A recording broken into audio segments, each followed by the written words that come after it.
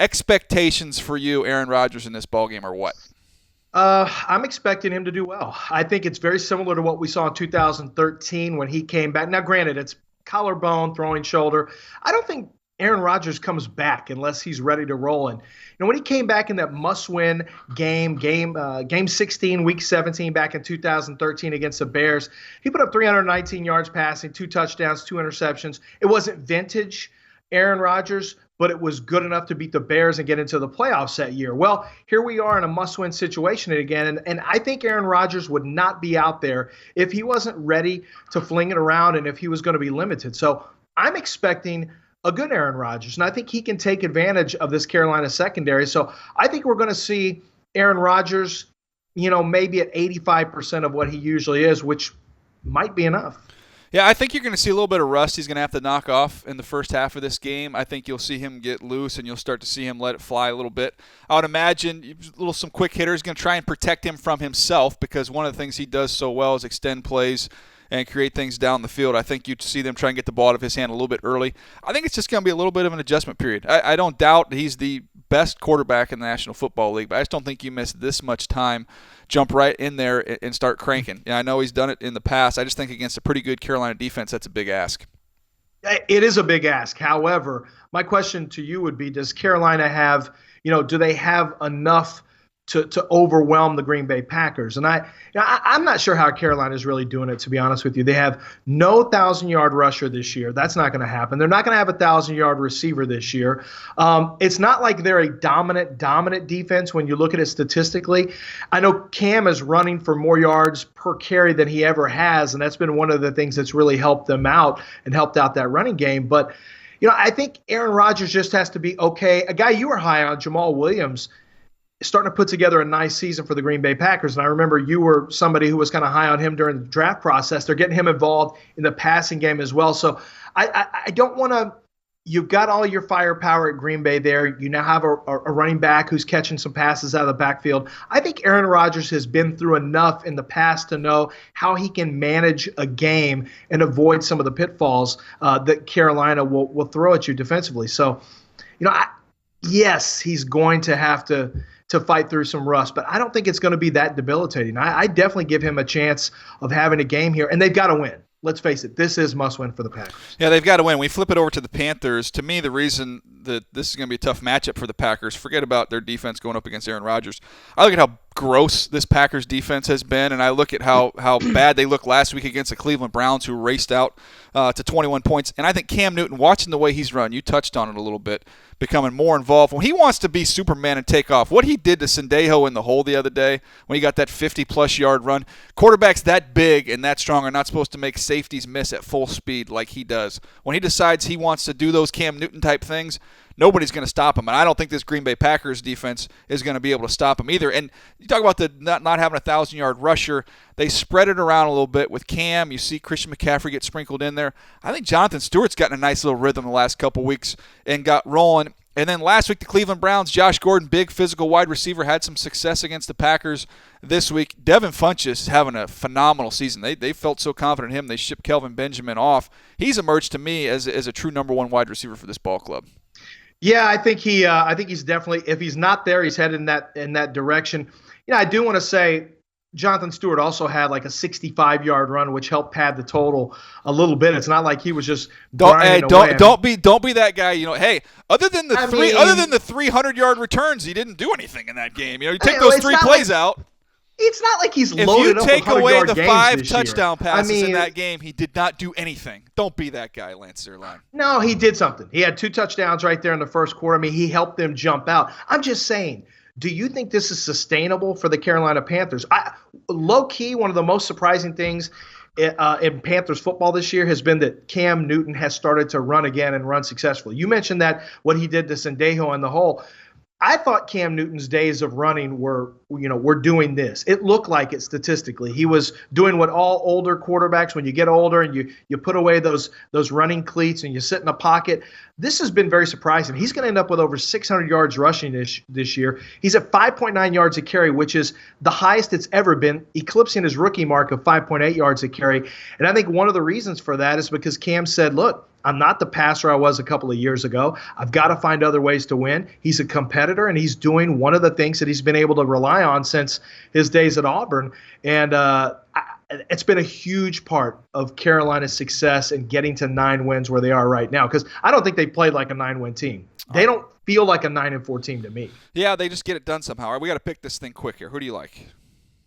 I like Green Bay. Yeah, I figured. Aaron Rodgers' return. Yeah, that's not happening. I'm going to go Carolina on that one. The fact you're wearing that Tennessee jacket makes me feel good about my pick. By the way, that's a good game, but that is not the biggest game of the week. That, without question, is the Patriots and the Steelers.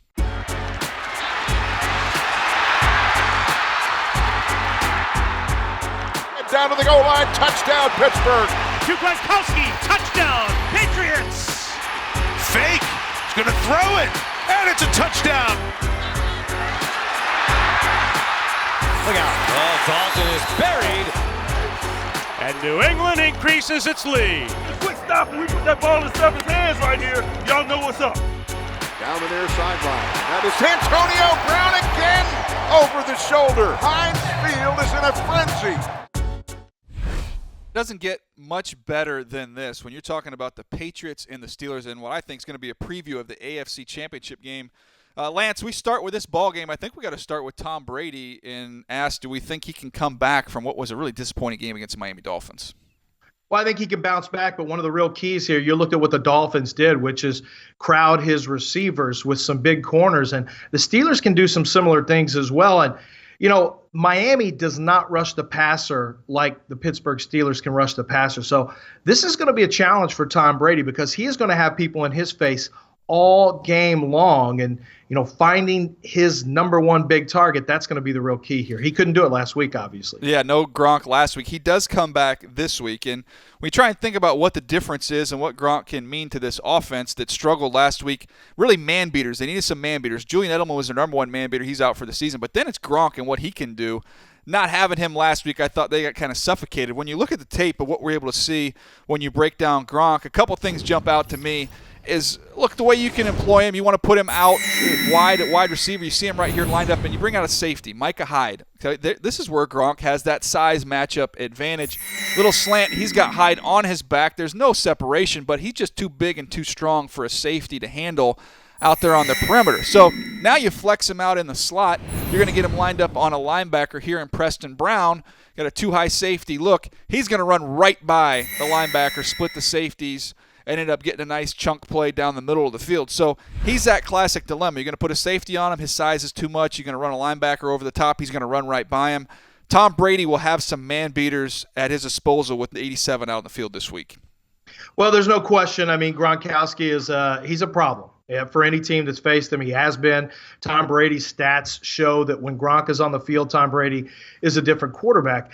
I think one of the things to me that is going to make it a challenge for Tom Brady and that offense is that, you know, the New England Patriots are not that stout from guard to guard. And we saw the Texans in the playoffs last year exploit that, and then teams in the playoffs started to try to exploit that. I think the Pittsburgh Steelers, even with Shazier out, I think they can exploit that. I think they can get push along the interior the same way Miami did. And I think it's going to be a challenge for Tom Brady. Now, at the end of the day, I do expect Tom Brady to put numbers up because Gronk is there. It's rare that he doesn't when 87's in the lineup. I look at this Steelers team. I don't think they're going to be able to mimic what the Dolphins did, and I think you mentioned on it, Shazier not being out there. This team with the Patriots, running backs in the passing route, out in the flat, you're going to look at tight ends, obviously with Gronk involved. They're going to stress the middle of this defense, this linebacking core for the Steelers. I don't see them being able to match up down in, down out with the tight ends and the running backs in this game. I don't think Tom Brady's going to have to hold the ball. We'll let Brandon Cooks get vertical down the field. This is going to be death by a million paper cuts underneath with tight ends and backs. And that's how they got back into it last week. I mean, when Tom started checking down a little bit more, they had that success. But I don't know, DJ. This is really – I think we've got more dudes on defense here for the Steelers in their front seven than Miami does. So I'm not sure how that changes the issues the Patriots have up front. All right, let's get into what type of game you think this is going to be. Instead of just predicting a score here, you see this a low-scoring game, a high-scoring game? Is it a blowout one side or the other? What kind of game do you think we're going to see? Well, I mean, you look at the New England Patriots secondary. I can't say that I think it's going to be low scoring. I think the Pittsburgh Steelers are going to have success. I think Tom Brady keeps pace. I think it's going to be a shootout. And I don't really care what the weather's going to be. We'll make shootout maybe a relative term. But I do think it's going to be a higher scoring game, yeah. Yeah, I'm with you. I think this is going to be a shootout. I know, look, there's call for maybe some rain in this one, but I think this is kind of a classic 35-31 type game. Maybe when they meet again in the postseason, we see that score come down a little bit, but I'm with you, Lance. I think this is going to be a big-time shootout. Who do you like winning the game? I like the Pittsburgh Steelers. I think it's going to rain touchdowns. Dad joke. Hey, you appreciate that. Nice. You appreciate the dad joke. Nicely done. I'm going to go with the Patriots on this one. Tom Brady losing 2 games in a row. I don't care if they're on the road. I think they find a way to win in this shootout. It's going to be a fun one to watch, so definitely the game of the week. Although there are some other good ones we can get to here. Chargers-Chiefs. This is Saturday, 8:30 Eastern on NFL Network. This is going to be a big one. I think this game goes a long way in deciding who wins this division. Knot it up right now. It's a huge game, and that division, boy, it has not played out like we thought it did. Obviously, it was going to with what's happened with the Raiders. The Chiefs looked like they were going to run away from everyone. That hasn't happened. The Chargers have shown up all of a sudden. This is very quietly turning into one of the more anticipated games of the week. And I didn't think I'd say that a couple of weeks ago, but that's what the Chargers have done to this game. Yeah, this is must-see TV. Player to watch for me in this one for the Chargers, I'm going to go Hunter Henry. Saw him get involved a little bit last week. Keenan Allen has been money. Him and Phillip Rivers have a connection, no doubt. But that's going to draw attention on the outside. No Eric Berry there for the entire season, really, for the Chiefs. I think there's some opportunities for Hunter Henry, especially to stretch the field, get down the seam. I think he's got a chance to have a big game in this one. Yeah, he had a big one last week, but so did Chris Jones. And to me, that's the player that I think I would be my guy to watch there. I think Chris Jones, who had another big game, he had 3 sacks last week.